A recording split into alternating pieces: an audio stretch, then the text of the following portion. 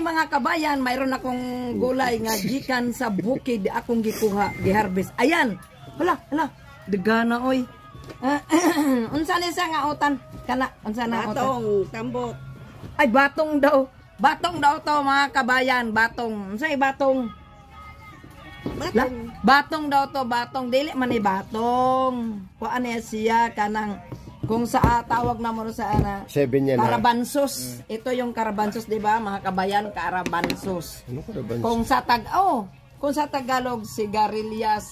Kapatid lang sa sigarilyo, Campanilla champion o unsa pa na diha, Marlboro. Sigarilyas, sigarilyo. Ito, sigarilyas, Tagalog.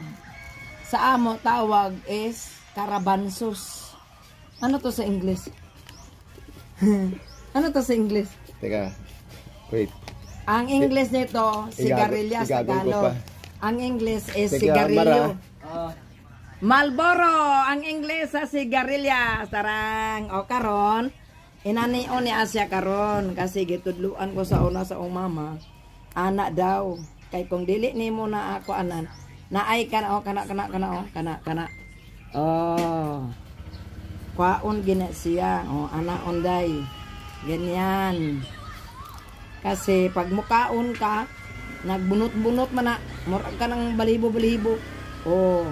Tapos sabay tad-tad ka amon yang gisahon. Maghimo mig adobo. Oh, yan. Ayan. 'Di ba? Ganyan, masarap pa ni siya ay adobo. Wings bean. Ang English ang sigarilyas is Wings bean. Wings beans.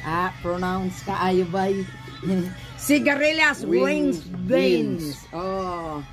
Ang karabansos, sabi niya batong daw, bungol. Batong to, dili to batong bungol. Or asparagus beans. Yan ang asparagus. Asparagus beans. Amo kay sigarilyas tawag mama. Nga mga pangha mo rito kuan. Karabansos, nagbitay-bitay ni sa una sa alabat, dagang kaayo. Anak siya. Pahaba, pataas. Gulay ka diri. Gulay ka dito. Gulay ka diri. Gulay ka dito.